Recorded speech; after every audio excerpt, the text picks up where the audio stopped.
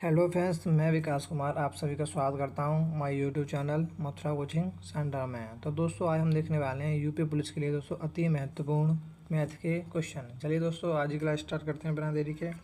देखिए दोस्तों, हमारा पहला क्वेश्चन स्क्रीन पर आ चुका है। देखिए दोस्तों, ये क्वेश्चन हमारा क्या कहना चाहता है, यदि संख्या इतनी इतनी दे रखी है यहाँ पर 11 से विभाजित है तो x का मान बताइए। तो दोस्तों, क्या पूछना चाह रहा है वो x का मान। देखिए दोस्तों, कोई भी संख्या है अगर वो 11 से विभाजित होने के लिए दोस्तों क्या होना चाहिए। देखिए, चलिए मैं यहाँ पर आपको समझाता हूँ डिटेल में। जैसे कि अगर ये कोई संख्या है दोस्तों, ठीक है, ये संख्या आपको दे रखी है, तो दोस्तों हमको इसमें क्या करना है, थोड़ा यहाँ पे देखिए क्या है, x44 इस प्रकार से दोस्तों ये हमें संख्या दे रखी है। अगर दोस्तों जी 11 से विभाजित आपको करनी है तो दोस्तों आपको किस प्रकार से हल करना है, देखिए मैं आपको बता देता हूँ। आपको इसमें क्या करना है दोस्तों, पीछे से आपको दो दो के पेयर बनाने हैं। यहाँ से देख सकते हो, एक पेयर ये बन गया, दो पेयर ये बन गया, तीसरा ये पेयर बन गया। यानी ये नहीं बन पा रहा तो यहाँ पर जरूर रख लो, ठीक है। दो दो के आपको पेयर बनाने हैं, और दो दो के पेयर के बनाने के बाद दोस्तों आपको क्या करना है, एक छोटा सा काम करना है। यानी कि इस 6 में से, यानी ये बाएं जो बाएं वाला है, बाएं में से दाएं वाले को उठाइए, ठीक है। इस प्रकार से बाएं में से दाएं वाले को उठाइए, बाएं में से दाएं वाले को उठाइए, या आप ऐसे भी कर सकते हो, दाएं में से बाएं घटाइए, दाएं में से बाएं घटाइए, दाएं में से बाएं घटाइए। बट तीनों में दोस्तों एक ही विशेष क्रम होना चाहिए, ठीक है, समझ पा रहे हो। यानी इस प्रकार से घटा रही हो 6 में से, इधर वाली संख्या बाएं में से घटा रही हो दाएं वाली संख्या, तो तीनों में इस प्रकार से होना चाहिए। जब दाएं वाली में से बाएं को घटा रही हो तो दोस्तों तीनों में इस प्रकार से घटाना चाहिए, ठीक है, आप समझ गए होंगे। तो दोस्तों, मैं इस क्वेश्चन को आपको सॉल्यूशन देखिए आपको करके दिखा देता हूँ। अब हमको क्या करना है, जैसे कि अब मैं यहाँ से क्या कर देता हूँ, बाएं में से दाएं को घटाता हूँ, ठीक है। उनके बाद हमको ऐड करना है, तो 6 में से एक गया तो दोस्तों कितना बचा, 5, ठीक है। 6 में से, सॉरी दोस्तों, यहाँ पर ये संख्या देखिए क्या है, यहाँ 44 है, ठीक है। 6 कर लेना, यहाँ 4 कर लेना। तो यहाँ से क्या है, 4 में से 4 गया था, क्या बचा दोस्तों, 0 बचा। और यहाँ से 0 में 0 माइनस एक्स क्या हो जाएगा दोस्तों, 0 माइनस एक्स। जी दोस्तों, जो वैल्यू आती है जो ऐड करने के बाद, ये हमारी जो वैल्यू है दोस्तों 0 या 11 के मल्टीपल में होना चाहिए। तो दोस्तों यहाँ से हम क्या करेंगे, यहाँ से आ जाएगा हमारा 5 माइनस के एक्स इक्वल टू 0। तो एक्स की वैल्यू दोस्तों यहाँ से कितनी निकल के आएगी दोस्तों, हमारी 5। अगर दोस्तों मैं एक्स की जगह दोस्तों यहाँ 5 रख देता हूँ तो हमारी जो संख्या है वो हमारी 11 से विभाजित होगी। ओके, मैं जैसा कि आपको दोस्तों बताया था, मैंने घटाया इसमें मतलब बाएं में से दाएं, ठीक है, बाएं में से दाएं, बाएं में से दाएं। आप ऐसा भी कर सकते हो, दाएं में से बाएं घटा सकते हो, दाएं में से बाएं घटा सकते हो, बट तीनों जितने पेयर बनने उसमें दोस्तों सेम यही कंडीशन होनी चाहिए, ओके ना। तो हम नेक्स्ट क्वेश्चन देख लेते हैं दोस्तों क्या कहना चाहता है। देखिए क्वेश्चन नंबर 2, श्याम के अंक दिव्या के अंकों से 25% अधिक हैं। दिव्या के अंक श्याम से कितने प्रतिशत अधिक हैं। तो दोस्तों यहाँ पर मैं लिख लेता हूँ, एक श्याम है, कोई भी नाम, एक दिव्या नाम की लड़की है। किसके अंक ज़्यादा हैं दोस्तों, श्याम के अंक ज़्यादा हैं, ठीक है। तो यानी 25% की फ्रिक्शन हो गई दोस्तों 1/4, यानी ये 4 है, तो जी दोस्तों क्या है, इसकी वैल्यू 5 है। अब वो क्या कहना चाह रहा है, दिव्या के अंक श्याम से कितने अंक ज़्यादा हैं, कितने कम हैं दोस्तों, यहाँ पर 1 कम है। बट दोस्तों उसने पूछा दोस्तों उसका प्रतिशत, तो प्रतिशत निकालने क्या करेंगे दोस्तों, 1/5 इंटू 100। तो यहाँ से कितना हो जाएगा दोस्तों, 20%, यानी ऑप्शन नंबर भी करेक्ट आंसर, ठीक है दोस्तों, समझ में आया हुआ आपके। नेक्स्ट क्वेश्चन देख लेते हैं क्या कहना चाहता है। क्वेश्चन नंबर 3, और काफ़ी अच्छा क्वेश्चन है दोस्तों, कई बार क्वेश्चन इस प्रकार के इस टाइप पर क्वेश्चन बनते भी हैं, ठीक है। देखिए क्वेश्चन ये क्या कहना चाह रहा है, श्रीमान ए 28,000 का निवेश कर व्यापार शुरू करते हैं। श्रीमान बी इसी व्यापार में 5 साल बाद शामिल होता है। अगले 2 महीने बाद श्री भी इसमें शामिल होते हैं।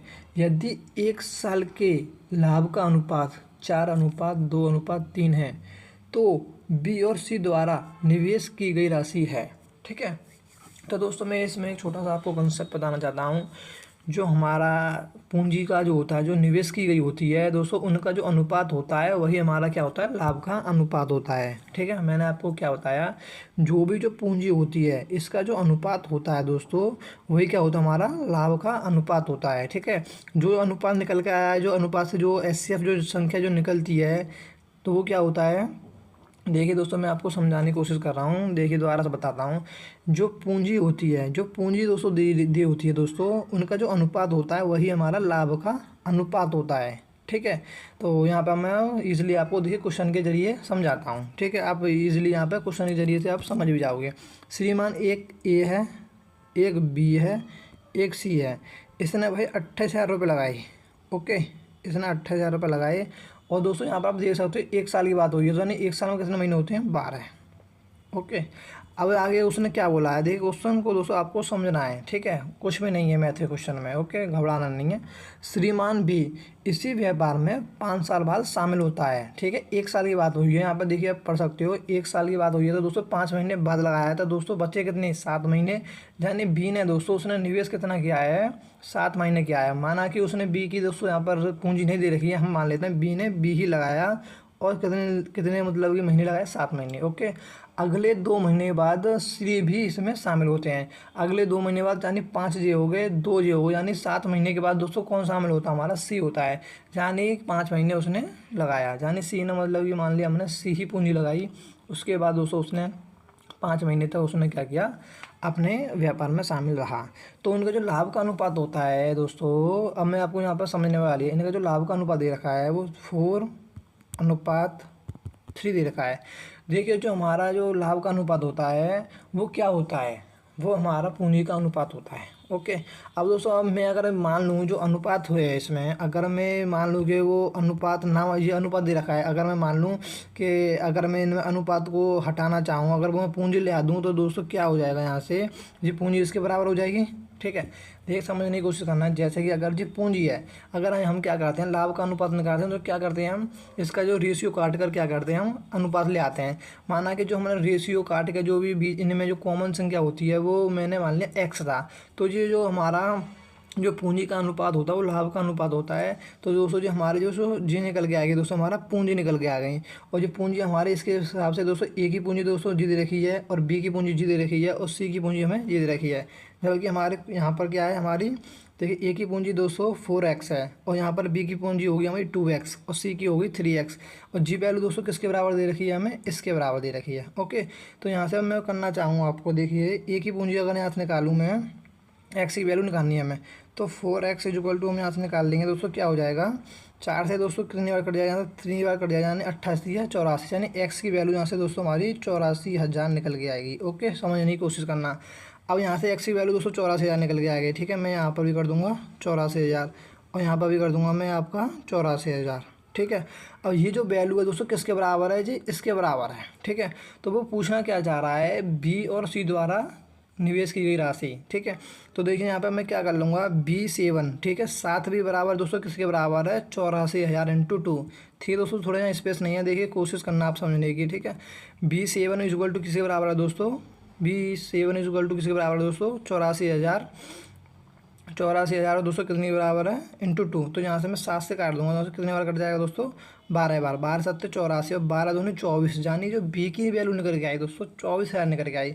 ऑप्शन में देखते हैं दोस्तों, हमारा एक ही ऑप्शन है, बी की जो राशि है दोस्तों वो 24,000 है। ठीक है, और नेक्स्ट दोस्तों आप इस प्रकार से भी देख सकते हो, 5C इक्वल टू हमारा हो जाएगा 84,000 इंटू 3। इसकी जो काटने के बाद जो संख्या मिलेगी हमें दोस्तों 50,400 मिलेगी। यानी इस क्वेश्चन का जो आंसर होगा दोस्तों ऑप्शन नंबर भी करेक्ट आंसर। ठीक है, देखिए दोस्तों मैं आपको दोबारा बता देता हूँ, जो पूंजी होती है उसका जो अनुपात निकालते हैं हम, वो क्या होता है, लाभ का अनुपात होता है। अब जो अनुपात हमने जब निकाल लिया, अगर वो कोई भी अनुपात जो संख्या होगी कॉमन होगी, अगर मैं उस संख्या को मैं x मान लूँ, तो उसके बराबर जो वो हमारी क्या हो जाएगी, पूंजी हो जाएगी। तो उसके बराबर इसके बराबर दे रखा है हमें, तो ईजिली दोस्तों क्वेश्चन हल हो गया। अब दोस्तों आप इस वीडियो को दोस्तों 1-2 बार देखना इस क्वेश्चन को, तो आपको ईजिली समझ में आएगा। ओके, चलिए दोस्तों अब तो नेक्स्ट क्वेश्चन देख लेते हैं क्या कहना चाहता है। क्वेश्चन नंबर 4, देखिए क्वेश्चन नंबर 4 दोस्तों इस प्रकार क्वेश्चन काफ़ी बनता भी है। ठीक है, छोटी मोटी एग्जामों में जैसे यूपी पुलिस में, SSC GD में। ठीक है, क्वेश्चन नंबर 4 देखिए हमारा क्या कहना चाह रहा है। देखिए इस प्रकार से दोस्तों भिन्न के रूप में हमें दोस्तों क्या पूछना चाह रहा है, SCF पूछना चाह रहा है। ठीक है,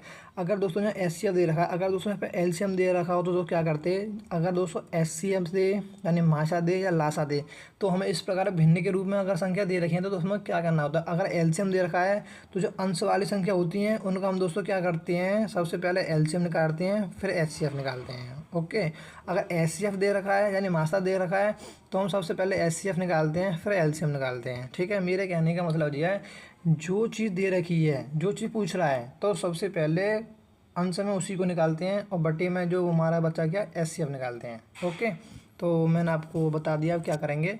तो माशा पूछा है तो अंश वाली का हम माशा निकालेंगे, यानी माशा का मतलब होता है हाईएस्ट कॉमन फैक्टर। तो इसमें क्या होता है, सबसे बड़ी संख्या वो बताइए जो इनको डिवाइड कर दे। ठीक है। तो इसमें से देखिए कौन सी बड़ी है डिवाइड है, वो हमारी देखिए 2 है, ठीक है। ये तो होगी नहीं, ये ना होगी ना ये होगी, तो दोस्तों हमारा बच्चा क्या है, या तो 2 ये हो सकता है या ये हो सकता है, ठीक है। अब देखिए नीचे के जो एलसीएम निकालना है अब एलसीएम निकालना है। एलसीएम क्या होता है, वह सबसे छोटी संख्या जो इन चारों से डिवाइड हो जाए। तो दोस्तों वो कौन सी संख्या होगी, जो दोस्तों कौन सी संख्या, देखिए यहाँ पर हम देखते हैं ऑप्शन नंबर डी देखते हैं, 3 से डिवाइड हो गई, ठीक है। पर 9 से 3 कहाँ डिवाइड हो पा रही है, यानी बच्चा कौन सा हमारा बी, ठीक है दोस्तों। चलिए दोस्तों नेक्स्ट क्वेश्चन देख लेते हैं क्या कहना चाहता है, क्वेश्चन नंबर 5। और देखिए आप यहाँ से इसलिए ऐसे भी निकाल सकते हो, इनका मतलब ये एस सी एफ निकाल सकते हो, ठीक है। एस सी एफ निकालने के बाद दोस्तों यहाँ पर आप एल सी एम निकाल सकते हो। एस सी एफ हमारा दोस्तों 2 आएगा और यहाँ से हमारा जो एल सी एम आएगा वो 81 आएगा, ओके। ऑप्शन से भी कर सकते हो। क्वेश्चन नंबर 5 है, देखिए क्या कहना चाह रहा है क्वेश्चन नंबर 5, जो कि दोस्तों हमारा लास्ट क्वेश्चन होगा, क्योंकि दोस्तों मैं टॉप 5 क्वेश्चन कराता हूँ, क्योंकि दोस्तों वीडियो ज़्यादा लंबी हो जाती है। तो 2 प्राकृतिक संख्याओं का एलसीएम 432 है, निम्न में से उनका एचसीएफ क्या हो सकता है, ठीक है दोस्तों। एचसीएफ क्या हो सकता है, इजीली क्वेश्चन है, काफ़ी इंपॉर्टेंट क्वेश्चन भी है। देखिए एलसीएम बराबर दोस्तों क्या होता है, आपको पता है। एलसीएम बराबर होता है दोस्तों एचसीएफ इंटू ए बी, ठीक है, ए बी, ठीक है। अब यहाँ पर क्या होता है, देखिए मैं आपको समझा देता हूँ, आपके देखिए समझ में नहीं आएगा, ठीक है। देखिए मैं आपको क्या कोशिश कर रहा हूँ समझाने की देखिए मैं आपको ये कोशिश कर रहा हूँ समझाने की, देखिए दोबारा बता देता हूँ। जैसे कि अगर कोई 2 संख्या दे रखी है हमें 12 और 15, अगर मैं आपसे पूछूँ कि इसका आपको एलसीएम बताना है, ठीक है। तो एलसीएम दोस्तों हम क्या होता है, मैंने जैसे कि आपको बताया, एलसीएम इज इक्वल टू होता है हमारा H C F into A B, ठीक है। अभी सब बता दूंगा, आपका कन्फ्यूज़न सब दूर हो जाएगा, मैं आपको क्या कोशिश कर रहा हूँ बताने की। तो अगर मैं इसकी जो फैक्टर करूँ 4 इंटू 3 हो जाएगा, और यहाँ से हो जाएगा हमारा 3 इंटू 5 हो जाएगा। तो यहाँ से हमारा जो एस सी एफ होता है दोस्तों, दोनों में जो कॉमन होता है वो एस सी एफ होता है, हाईएस्ट कॉमन फैक्टर। तो दोस्तों कॉमन का मतलब दोस्तों दोनों में कॉमन होना चाहिए 3 तो हमारा जो एस सी एफ निकल के आएगा दोस्तों 3 निकल के आया, ओके। और हमारा जो ए भी है दोस्तों जी होता है हमारे को प्राइम नंबर, ठीक है, यानी इनमें कोई भी क्या होता है कॉमन नहीं होता है। तो पहली संख्या क्या निकल के आई हमारी 4 निकल के आई, दूसरी निकल के आई हमारी 5। तो यहाँ से हम क्या करेंगे, अब जो हमारा अब यहाँ से एलसीएम कितना हो जाएगा, 4 × 3 = 12, 12 × 5 = 60, ठीक है। अब आप यहाँ से निकाल भी सकते हो कि 12 और 15 का दोस्तों 12 और 15 का दोस्तों क्या होगा एलसीएम, इस प्रकार से निकालते होंगे आप, 12 15 जो भी निकालते हो इस प्रकार से आपको देखोगे तो 60 ही निकल के आएगा। तो मैंने आपको क्या कोशिश करी, एलसीएम बराबर होता है दोस्तों आपका एच सी एफ यानी ए बी, ठीक है। तो यहाँ पे आप एलसीएम देख सकते हो, यहाँ पे मैंने आपको वेरीफाई करके दिखाया है। एलसीएम अगर इसका आप निकालोगे 12 15 का 60 ही आएगा, और इस प्रकार से निकालोगे एलसीएम इक्वल टू होता है H C F into A B, तो हमारा यहाँ पर भी 60 आएगा। तो मेरे कहने का मतलब क्या है, देखिए जो एलसीएम है 432 है, तो उनका एचसीएफ क्या हो सकता है।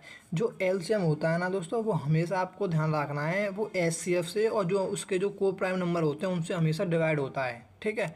तो अब यहाँ पे क्वेश्चन क्या कहना चाह रहा है, एलसीएम दे रखा है दोस्तों हमारा 432 है, ठीक है।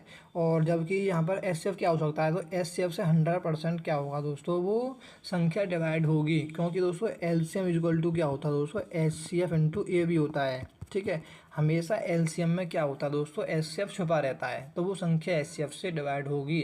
तो किससे डिवाइड हो रही है दोस्तों, इन चारों में आपको देखना है और कमेंट में आपको उत्तर बताना है। इतना मैंने आपको बता दिया। तो अब आपने यहाँ तक वीडियो देखी है तो दोस्तों इस क्वेश्चन का आपको कमेंट में आंसर बताना है, ओके। अगर दोस्तों वीडियो अच्छी लगी हो तो लाइक करना और हमारे चैनल को सब्सक्राइब करना, ओके बाय, थैंक यू।